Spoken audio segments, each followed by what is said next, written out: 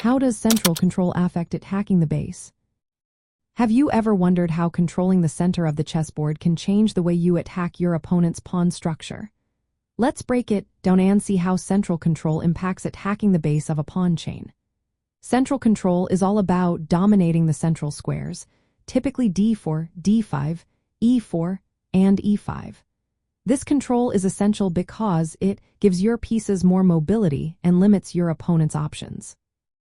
Now, let's talk about pawn chains. A pawn chain is a diagonal line of pawns that support each other, and the base is the rear pawn that lacks protection. Attacking this base is a key strategy because if you can capture or undermine it, the entire chain becomes weaker. This can lead to a collapse of your opponent's pawn structure and loss of control over important squares. So, how does central control come into play? First, when you control the center, you can position your pieces in optimal squares. Knights, bishops, rooks, and the queen can exert pressure on the base pawn more effectively. For instance, if you control the center, your pieces can quickly reach the base pawn and coordinate an attack, increasing your chances of success. Next, often the base of a pawn chain is found near the center. For example, if white has a pawn on d4 as part of an e5 d4 chain, controlling the center allows you to challenge this base directly. You can use pawn breaks, like pushing c5 or f5, to attack the base pawn. Successfully doing this can open lines for your rooks and queen, creating new tactical opportunities.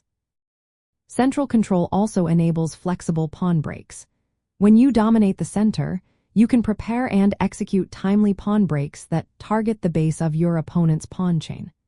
For example, pushing c5 against white's d for base pawn can force exchanges that open the c-file for your rooks or create structural weaknesses. This control ensures that your breaks are supported and less risky. Moreover, controlling the center restricts your opponent's ability to defend their base pawn. If you dominate the center, their pieces have fewer safe squares to defend the base. This makes it harder for them to reinforce their pawn, increasing the likelihood that your attack will succeed.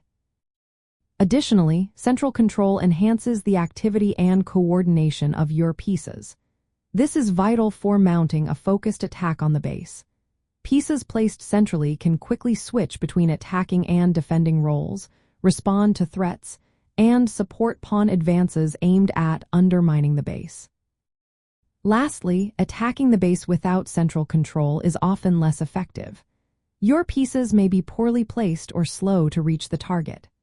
Strong central control forces your opponent to react defensively, allowing you to dictate the flow of the game and create weaknesses around the base.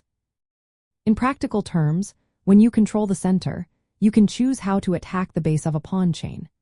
You can apply direct piece pressure or prepare pawn breaks that open lines. This flexibility makes your attack more potent and increases your chances of breaking down your opponent's pawn structure, gaining space, and creating tactical opportunities.